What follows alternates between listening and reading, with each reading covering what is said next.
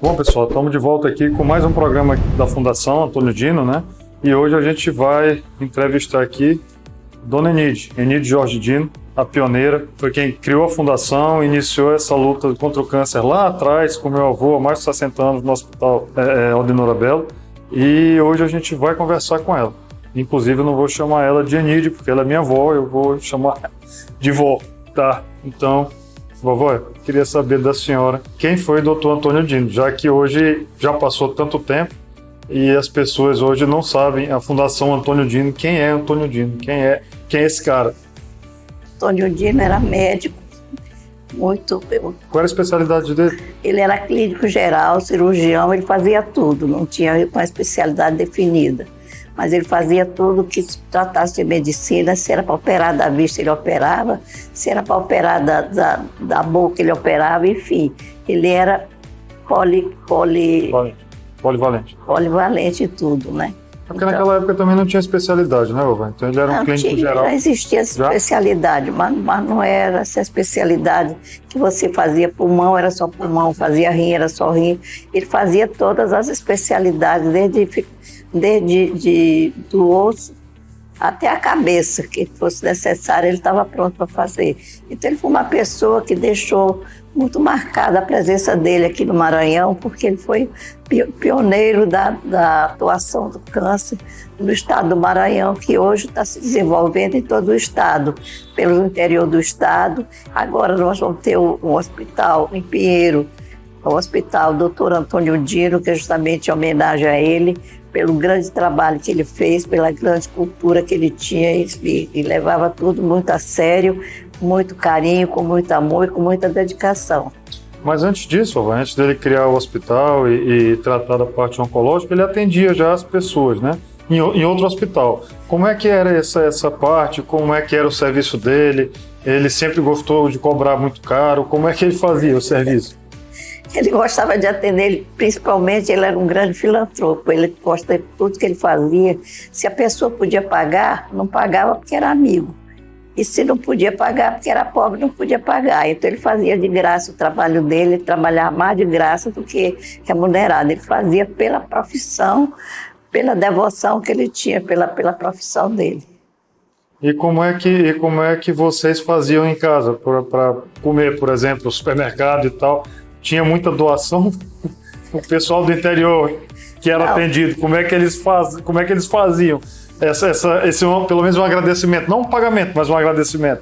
Não, o dinheiro eu recebia. Na minha casa nunca faltou galinha, nunca faltou peru, nunca faltou pato, nunca faltou peixe, nunca faltou carne, porque a gente recebia muita doação, realmente. Mas ele tinha os empregos dele, federal, estadual, ele tinha os empregos dele. Eu perguntei isso porque quando eu nasci em 78, meu avô morreu em 76, né? E eu me lembro que do lado da casa que minha avó morava, casa de vovó lá com o vovô Dino, tinha um terreno do lado. E eu ainda peguei lá, acho que umas 5 araras, um macaco, tatu. Então acho que o pessoal do interior mandava muita coisa, não como pagamento, mas como agradecimento lá, né? Foi nesse sentido mais que eu queria saber. Pois é, ele ganhava de pássaro, ele tinha uma variedade de pássaro. Porque às vezes ele fazia uma cirurgia no interior e ele perguntava, é da praia, você tem aquele sabiá da praia? Tem, então manda um para mim. Quer dizer, o pagamento dele era isso, ele pedia os bichos também e o pessoal, como sabia que ele gostava muito de bicho, então todo mundo já levava. Uma ocasião ofereceu até uma cobra para ele quando ele era governador. Mas ele disse assim, pelo amor de Deus, não me dê uma cobra, senão eu me separo da minha mulher, ela se desquita de mim, porque eu tenho muito medo de cobra. Então era assim, era aquela pessoa que era do povo. Ele passava na rua, uma certa vez, ele passou em frente ao pronto-socorro, tinha uma pessoa lá de manhã cedo. Aí ele andou, virou, quando voltou a pessoa estava lá esperando, todo encolhidinho. Aí ele parou e perguntou, meu filho, o que tu está fazendo aí? Ah, doutor, estou com uma dor muito grande, não sei o quê. Aí ele viu que ele estava com uma hérnia estrangulada. Então ele pegou o paciente, levou para a Santa Casa, aí chegou lá, falou com a freira, que nesse tempo tomava conta, eram as freiras, e bom, interne esse moço aí que ele vai precisar fazer uma operação de urgência. doutor, me diga primeiro o endereço dele, o nome dele, tudo isso, depois eu falo, depois que eu fizer a cirurgia. Aí quando terminou de fazer a cirurgia, a freira disse, doutor, como é que é isso? Eu também não sei. Eu peguei, ele estava lá no pronto-socorro, na rua, e eu peguei e trouxe para cá para operar. Quer dizer, que ele era uma criatura assim, que ele não podia ver o pessoal estar sofrendo, porque ele procurava diminuir o sofrimento, procurava dar um paliativo, e assim foi, sempre a vida dele foi essa. No interior ele também consultava? Como é que funcionava isso? Lá no interior ele consultava, mas era tudo de graça, ele não cobrava nada, então o pessoal... Mas em quais interiores? Principalmente Cururupu, que é a cidade dele, ele ia para lá, então o pessoal ia para lá e levava peixe, levava galinha, levava ovo, mas quando iam vender as coisas, vendiam mais caro para nós, porque era doutor, podia pagar. Mas eles levavam muita coisa de graça, a gente quase não precisa comprar nada.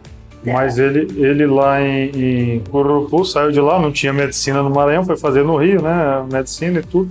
Voltou, fundou uma embaixada de Cururupu no Rio de Janeiro, não foi? Onde ele recebia o pessoal. Folclore, a parte folclórica, então ele tinha lá a parte folclórica, depois ele foi para Brasília também como deputado, lá também ele teve a parte folclórica, do Bumba Boi principalmente. Ele era muito dedicado, assim, não só o folclórico, como a especialidade dele, a dedicação dele, era assim, tudo que ele podia fazer, ele fazia. Estava sempre dedicado a tudo. A senhora falou, vovó, num ponto aí que ele foi deputado e tal, como foi que ele entrou para a política? Ele entrou para a política porque meu pai era político, era deputado estadual. Então resolveram, o pessoal lá do Rio de Janeiro, que ele era muito querido dos maranhenses, lá nós tínhamos a Associação Maranhense, que ele fundou lá, a Associação Maranhense. O pessoal só lembrando rapidinho que o Rio de Janeiro nessa época era a capital do Brasil, né? Era. Não tinha Brasília ainda, né? Não, estava construindo Brasília. Aí lá no Rio de Janeiro, todo o pessoal que ia daqui procurava, lá era o consulado. O pessoal ia para lá para casa, a gente hospedava, dava medicamento, arrumava emprego. Então era aquela troca de favores para ele. Ele nunca cobrou nada de ninguém, sempre foi.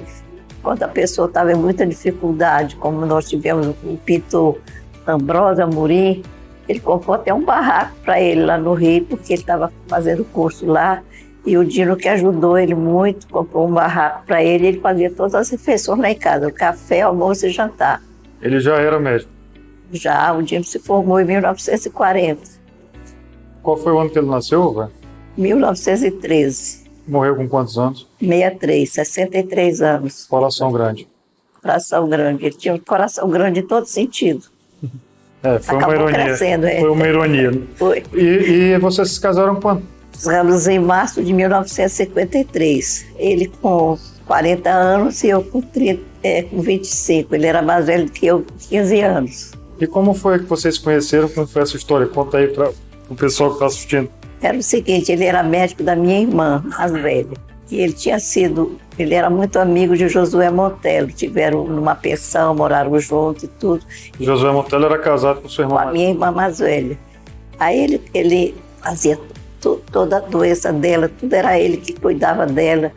Teve que operar, teve que fazer. E a minha irmã, cada um de nós, ia para lá passar uma temporada com ela, para ela não ficar sozinha. Porque ela, por ser muito doente, tudo, a gente ficava... Aonde era? No Rio. No Rio. A minha irmã, Maria Helena, casou, foi morar em São Paulo, aí eu fui para lá. Maria Helena é a segunda? Para a segunda filha, era Rosila. Não era essa que a senhora está falando, que era casada com Josué Montello, né? Como Não. Era o nome dessa que a senhora falou? Rosila Moreira Lima. A mais velha.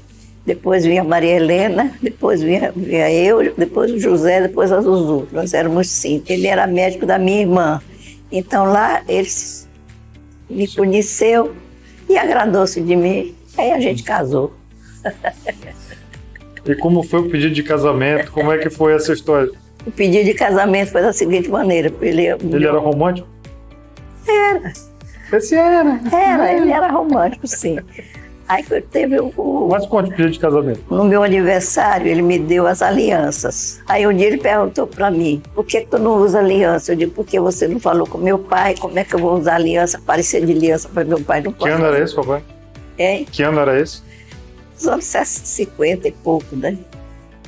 Aí, quando foi, ele veio aqui em São Luís, que ele morava no Rio, aí ele vinha sempre aqui, né? Aí ele disse assim, fala com teu pai que eu vou lá falar com ele hoje. Eu digo, não, eu não vou falar com meu pai porque ele não vai me esperar.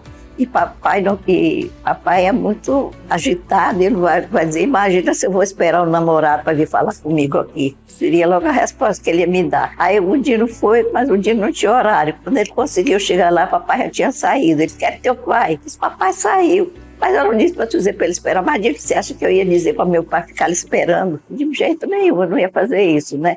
Aí no dia seguinte ele disse assim, vamos fazer, fala com teu pai hoje. Aí foi a mesma coisa, quando chegou o papai tinha saído e eu disse, eu não lhe disse que eu não ia dizer, que ele não ia me esperar. Aí quando foi no terceiro dia, teve um candidato a presidente da República que estava vendo um jantar em Palácio. E ele então passou lá em casa assim, pois hoje eu falo com teu pai. Aí pegou o primo dele, Jorge Damos, dirigindo o carro, dizer que ia na UIS, aí nos levou lá em Palácio. Chegou lá... Seu pai era José Salles, que era deputado. Deputado estadual. Então estava vendo esse jantar para o candidato a presidente da República, não me ocorre agora o nome. Aí chegando lá, aquela escadinha que tinha assim, ele entrou naquela área, tem uma escadinha assim do lado ali, quando a gente entra naquele jardim. Aí ele subiu, quando chegou lá, ele disse assim, o deputado Moreira Lima, está lá para dentro, faz favor, chama ele aqui que eu quero falar com ele. Aí ele foi, aí quando ele desceu, eu disse assim, pronto, pode usar aliança, já falei com teu pai. Então foi lá que foi o meu pedido de casamento. E o casamento também... Nessa época ele nem pensava que ia ocupar o palácio, né? Pois é. Não. Morar lá. Não. Ser inquilino lá do palácio. Você nem pensava em ser candidato. A nada. É. Era só médico. Era. Pois é, vocês casaram? Aí nós casamos, aí eu tive... 50 e quanto? 16 de março de 1953. Aí quando foi em 53, em dezembro, nasceu Silvia. Aí quando foi em 54, nasceu Célia. 55, nasceu Jorge. 57, nasceu Regina. 58, nasceu Antônio. 59, nasceu Rosila. Foi um assim atrás do outro. Foram 6 filhos. E aqui, depois que nós nos casamos, viemos morar aqui no Maranhão, quando ele terminou a parte de política, aí nós viemos para cá, para o Maranhão. E ele então... Mas só não tinha mas a senhora falou que ele terminou a parte política, o que ele foi, politicamente falando, o que ele foi? Ele foi deputado federal. Um mandato só? 2 mandatos. Depois, quando ele veio para cá, para o Maranhão, ele se candidatou a deputado estadual. E aí foi vice-governador do José Sarney e acabou como governador do estado. Mas ele gostava de política também ou ele ia mais por... Não, ele não gostava de política, ele entrou em política porque papai influenciou muito e aí ele acabou sendo candidato. Aí já no final ele disse para mim, disse assim, eu não vou ser mais candidato, eu não quero esse negócio. Eu disse, não, agora você vai. Porque eu era mais política. Na primeira candidatura dele? Foi. Primeira campanha? Ele não queria mais, ele já queria deixar, estava muito serviço, muito trabalho, muita coisa. E ele já não queria. Eu digo, não, agora você vai, você já deu seu nome, agora vamos. Aí eu era mais política do que ele. Eu chegava o pessoal todo, eu chegava todo mundo, era aquele carinho especial. E ele acabou se elegendo no primeiro mandato e no segundo mandato também. Ele se elegeu. Aí veio para cá, para o Maranhão, ele veio como candidato a deputado estadual, aí se elegeu, foram 4 anos. Aí para ser vice-governador, não tinha candidato para vice-governador. Aí... Ele era deputado estadual? Aí ele era deputado estadual, então os deputados se reuniram e queriam falar com ele. Aí ligaram lá para casa, queria falar com o doutor Dino. Estava numa reunião. Aí o telefone tocou e eu falei para ele, eu disse assim, Dino, da Assembleia, quero falar com vocês. Pois vá lá, diga que eu não vou atender porque eles fizeram uma reunião e não me convocaram para a reunião. Aí eu saí para falar no telefone, depois eu digo assim, quer saber de uma coisa? Vocês que são brancos que entendem. Vá lá falar, eu não vou dar recado não. Aí quando ele voltou, ele disse, sabe o que era? É porque me lançaram candidato a vice-governador por unanimidade. E eu digo, você aceitou? Ele disse, não, eu não aceitei. Eu disse, graças a Deus. Aí eu já não queria mais que ele fosse, porque ele tinha problema cardíaco. Então era muita responsabilidade. Eu deixei, aí ele foi. Aí o pessoal começou, todo mundo em cima dele, o ministro Cícero Neiva, Milé, Clodomir Milé, doutor Larroque, todo mundo, o partido exigiu que ele tinha que ser. Aí ele foi ser. Aí ele disse, eu vou, mas não contem comigo para ajudar monetariamente, porque eu não tenho dinheiro. E segundo, eu não tenho tempo para participar da política, então eu não vou de maneira nenhuma. Eu dou meu nome, mas não vou participar da campanha nem nada. Aí no primeiro comício, estava muito fraco o comício, tinha o comício de Renato Acho, tinha muita gente, tinha o comício era doutor Larroque, não me lembro bem, normalmente me passou. Faz tempo. Há muitos anos, né? Aí quando foi, aí vieram atrás do Dino. Doutor Dino, nós viemos atrás do senhor porque o comício do Sarney está às moscas. Era Costa Rodrigues, o outro candidato. O comício do Sarney está às moscas, os outros lá, o comício está cheio. O Dino disse assim, não, eu não vou, eu não disse que eu não ia dar meu nome, que eu só ia dar meu nome, que eu não ia fazer campanha. Aí eles vieram para falar comigo, dona Enide, porque o Dino não quer ir, não sei o que. Eu disse, não, ele vai. Aí eu falei com ele, disse, olha, Dino, você tem que participar, porque afinal de contas você deu seu nome. Então, quem vai ser, depois ficar feio, que não vai ser eleito, é você. Então você já deu seu nome, você precisa ir. Aí ele foi. Quando ele chegou lá, ele foi logo carregado pelo povo, botaram ele no palanque. Carregaram ele, botaram no ombro, e daí aí ele ficou lá no palanque. E aí ficou fazendo campanha. Começou, não largaram mais ele ia para os interior fazer campanha, e era aquela confusão. Uma vez eu fui em Cururupu para assistir a chegada dele, era uma verdadeira massa humana que eles iam receber no aeroporto. Aí o avião parava lá distante e ele chegava, arrancava ele do avião e puxava, e era aquela confusão. Eu digo, Ave Maria, muito complicado. Mas ele se elegeu vice-governador e acabou como governador do estado.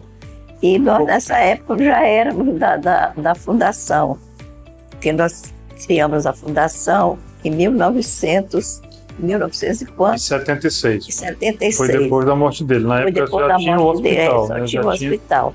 Aí, em homenagem a ele, nós criamos a Fundação Antônio Jorge Dino, e que hoje é a Fundação Antônio Dino, e que mantém toda a parte ecológica do estado do Maranhão, e a evolução cada vez está maior, o estado todo está se evoluindo. Os interiores todos estão procurando fazer hospitais, então já temos mais um hospital em Pinheiro, que é em homenagem justamente a ele, botamos outro Mas hospital. antes da gente chegar lá, eu vou lhe interromper aqui. Interrompe. Aí ele saiu, né? Saiu do governo e tudo, e aí já tinha um hospital. Como foi que o hospital foi parar na mão dele, na sua mão? Que a senhora estava junto lá, como foi essa parte? Eu comecei primeiro do que ele lá no hospital. Aí não foi na... Começou como voluntário. Não, eu era presidente da Rede Feminina de Combate ao Câncer. Que era um serviço voluntário. Que era um serviço voluntário.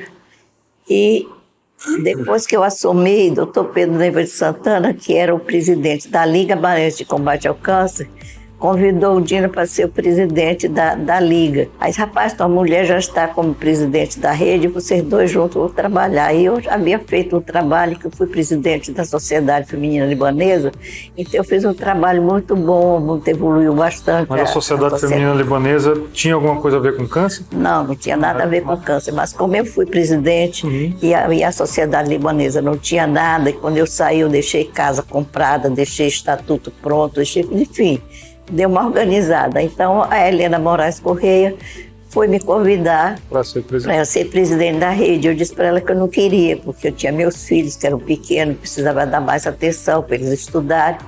Aí ela disse assim, não me responda agora, pense, e depois me deu uma resposta. Assim foi. Aí eu pensei bastante, eu disse, por que não aceitar? Eu tenho posição, eu tenho condição de trabalho, sou nova, então eu vou... Quantos anos a senhora tinha? Uns 38 anos na época. Aí eu peguei, com 38 anos, aí eu peguei a rede e começamos a trabalhar. Aí ele faleceu, foi o primeiro que comprou. Nós não tínhamos nada lá que Não, mas pudesse. aí só não tinha, só antes. Como foi que o hospital veio? Quem deu o hospital para a rede feminina? Foi dado para a rede feminina? Foi dado para a Liga? Para quem que foi dado o hospital? Dona Aldenora Belo, quando foi primeira-dama, aí ela comprou aquele terreno e fundaram o hospital. Daí o nome de Hospital Aldenora Belo, que ela era mulher do governador Newton Belo. Então ficou Hospital Aldenora Belo. Foi ela que deu. Foi. Aí, Ela deu para a Liga ou para a rede? Sabe? Eu não sei. para os dois, assim, porque Deu. os dois trabalhavam juntos, né? A Liga e a rede trabalhavam juntos. E qual era o tamanho do hospital, avó? No hospital só tinha uma sala, que tinha uma sala de médico, uma sala com raio-x quebrado, e só. E naquela época tinha SUS? Naquela época não tinha nada. Naquela época era indigente, e indigente mesmo. Então nós tivemos vários problemas, porque não tinha dinheiro para manter o hospital. Aí eu pedia para o INPS, só era o INPS, que tinha INPS, e vinha através do INPS. Era a nossa fonte de renda, era o INPS. Aí vinha pelo INPS, mas aí eu pedia, cada um que ia fazer uma ficha, eu dizia assim, olha, vocês vão me fazer uma caridade. Cada um de vocês dá um cruzeiro para ajudar o hospital, porque nós não temos dinheiro e tudo. Aí foram fazer queixa de mim, o superintendente do INPS, que eu estava cobrando para fazer a consulta lá. Era Antônio Haddad. Aí Antônio Haddad me ligou e disse, Enide, que história é essa? Que tu está cobrando o pessoal? Eu digo, olha, Haddad, eu não estou cobrando, eu estou pedindo uma ajuda. E lamentável, mas tu não pode fazer isso. Eu digo, eu posso. Se quando tu mandar um paciente, tu manda logo um cruzeiro junto, poder pagar. E ele disse, contigo é difícil, porque tudo que tu quer fazer, tu acaba conseguindo. Pois é. E assim a gente foi até hoje. Nós vivemos lutando, trabalhando, com muita dificuldade. Tive greve de médico, enfim, foi um desacerto. E eu tive muitas dificuldades. Hoje, meu neto aqui, Antônio Dino Tavares, é o vice-presidente da fundação. E como eu estou afastada, já com 95 anos, vou fazer agora em janeiro, 95 anos, então eu acho que é uma carga muito grande para eu reassumir tudo isso. Mas ainda dou meu espetáculo, dou minhas ordens lá, me determino, não vou lá, mas eu estou sempre dando aqui um puxão de orelha quando é preciso. E assim a gente vai levando aquilo ali. Mas lá no começo, a senhora teve muita ajuda de voluntários. Como é que era? Como é que foi feito isso? Como é que começou lá? Nós tínhamos um grupo de voluntárias. Eram muitas pessoas? Eram várias senhoras da sociedade. Então a gente trabalhava, fazia promoções, e elas podiam passar bilhete, passar os tickets para poder entrar. Primeiro a gente começou fazendo um chazinho, um sorvete, um cafezinho. Aí quando foi um dia eu disse assim, gente, eu não quero mais essa história de chá e café não, porque isso não vai render nada. Aí eu falei com o Gerdes, que foi um grande colaborador que eu tive. Voluntário. Gerdes Fliga, ele era voluntário. Aí ele fez um bingo, aí nesse bingo eu tive dinheiro para comprar uma casa. Quando eu já deixei uma casa, comprei a casa, já deixei como é que a gente chama? Enfim, comprei a bomba de cobalto, que nessa época não existia nada de que pudesse fazer tratamento de câncer. Então o Dino, como presidente da Liga, foi o primeiro que trouxe para o Maranhão a bomba de cobalto, e que hoje foi substituída pelos aceleradores lineares. Nós temos 4 funcionando já lá no Maranhão. Então, a bomba já ficou obsoleta. Já não a bomba está lá no hospital até hoje. Continua lá no hospital, graças a Deus. Continua lá de relíquia, mas já não está mais funcionando, porque agora são os aceleradores, que é muito melhor, é um tratamento mais rápido, menos perigoso também. Menos perigoso, essa coisa toda. Então, acho que é tudo isso. Mas aí a senhora estava lá. Aí, em 1976, aí foi feita a bomba de cobalto, já estava no lugar, a obra já tinha sido executada, tudo já estava quase funcionando, né? Vovô Dino, claro, clinicava, medicava lá no hospital. Mas ele chegou a ver o acelerador funcionando porque ele morreu em 76. Um acelerador não, a bomba Desculpa, de a bomba de cobalto. cobalto. Nós compramos a Philips, a bomba de cobalto, pela Philips. Então, uma ocasião, desse pessoal que representa depois de câncer lá no Rio, perguntaram quem foi que lhe orientou. Ele disse assim, eu me orientei pelo vendedor. Aí ele comprou, então estava fazendo tudo para tudo dar certo, tudo organizado. Quando foi em março de 76, foi inaugurada a bomba. Aí foi buscar o negócio de chumbo, que precisava uma porta de chumbo, isolamento por causa da irradiação e tudo, mas aí já não foi nem preciso, porque ele foi que administrou toda a obra, e ele gostava muito dessa parte de engenharia também.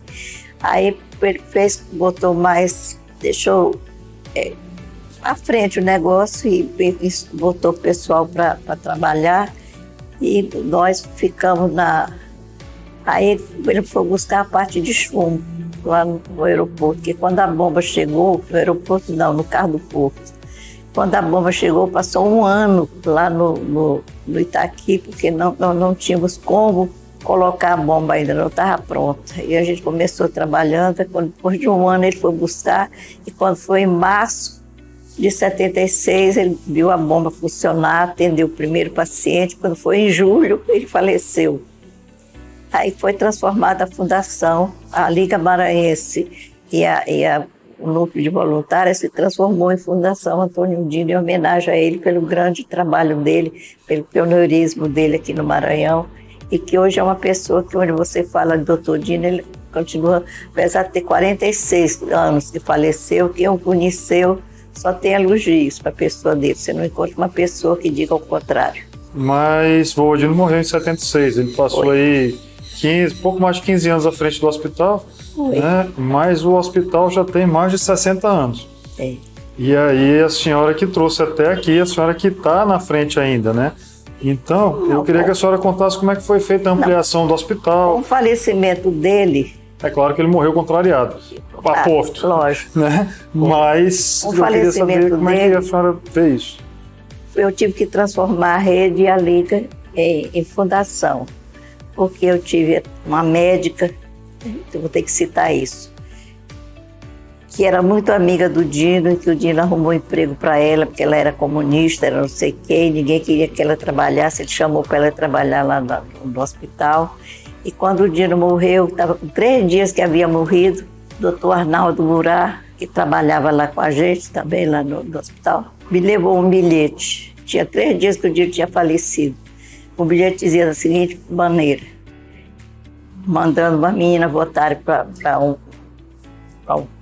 um médico lá para ser diretor do hospital, que o diretor era a cargo do presidente, era quem indicava. O Dino era o diretor do hospital, porque ele não tinha dinheiro para pagar, então ele assumia e não recebia, não tinha remuneração. Aí ela dizia no bilhete seguinte, vamos votar para Firmino, porque nós precisamos desse hospital para ganhar dinheiro. Aí grifou. Não precisa dizer quem era médico. Não vou dizer, não. Eu disse mais ou menos. Tá certo. Aí eu peguei o bilhete, não guardei e devolvi para ele, porque o bilhete não era meu, mas na hora ele me passou. Mas eu digo, não vai ficar assim, não. A partir desse momento, eu telefonei para a doutora Sônia e a gente saiu lutando, batalhando para resolver os problemas já da fundação. Aí eu fui no doutor Libério, que era o vice-presidente da Liga, que consequentemente ia ser o presidente da fundação, porque ele era o vice do Dino. Aí eu fui lá, ele estava de férias lá no Olho d'Água, e ele disse, quem é que você quer para ser diretor do hospital?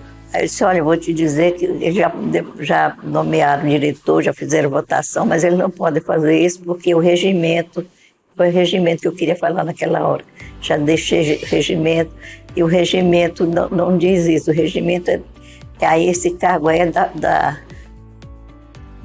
função do presidente. Você, como presidente, vai ter que botar quem vai ser o presidente do diretor do hospital. Aí disse, quem é que você quer para ser diretora do hospital? Eu disse, doutora Sônia. Aí ela disse, não, dona Nídia, eu não quero, porque estão chegando os médicos novos que foram fazer residência, está todo mundo com curso de oncologia e eu não tenho curso de oncologia, então fica muito desagradável eu trabalhar, os outros todos com curso de oncologia e eu sem ter. Eu digo, então me indique quem você quer. Aí ela disse, bota o Tom Macatrão, que ele estava recém-chegado aqui no Maranhão. Aí ele foi ser o diretor do hospital. Aí começamos a luta, tive greve de médico, tive uma opção de coisa, e as dificuldades foram sempre muito grandes, mas graças a Deus nós temos uma força divina, que por maior que seja a dificuldade, nós acabamos vencendo e conseguindo cada vez melhorar mais. Haja vista, meu neto aqui pode dizer as dificuldades pelas quais ele tem passado também, a luta, as noites sem dormir, porque não foram poucas as noites que a gente não dorme, né? Mas hoje eu estou mais sossegada. Mas a senhora pavimentou o caminho muito bem e aí hoje a facilidade já está muito maior. Apesar de não estar fácil, mas já é mais fácil do que a história que a senhora conta. Nesse período todinho, o poder público ajudou? Como é que não teve ampliação do hospital, depois tiveram algumas outras coisas que foram feitas depois, muita coisa, a maioria, inclusive com doação, mas o poder público ajudou o hospital, a fundação a crescer, a chegar onde está. Tem uma foto lá. Posso dizer que não ajudaram, mas não foi aquela ajuda substancial que eu pudesse ficar tranquila. Então eu vivia de fazer promoções, quando o pessoal me via já se escondia. Eu ia pedir dinheiro, o pessoal dizia assim, mas a senhora volta com recibo, papel carimbado. Aí foi só a primeira vez. A segunda vez, quando eu fui voltar, ele disse, a senhora não trouxe o recibo? Eu disse, tá aqui o papel e o carimbo. Pode bater o recibo, quanto é que o senhor vai dar? Eu não voltava sem dinheiro, porque eu nunca mais deixei de levar. Quando eu ia comigo, eu já levava papel timbrado, carimbo e tudo. Então era dessa maneira, juntando sempre. E se Deus quiser, os meus netos, bisnetos vão poder acompanhar essa história linda da Fundação e que eles deem continuidade, assim como o Toninho está dando essa continuidade junto comigo. Isso, para mim, isso era muito gratificante de ver a família sempre envolvida, que é o que nós temos hoje. Uma grande parte da família, aliás, toda a família se envolve nessa parte toda de alguma forma, né? Então, isso é muito gratificante.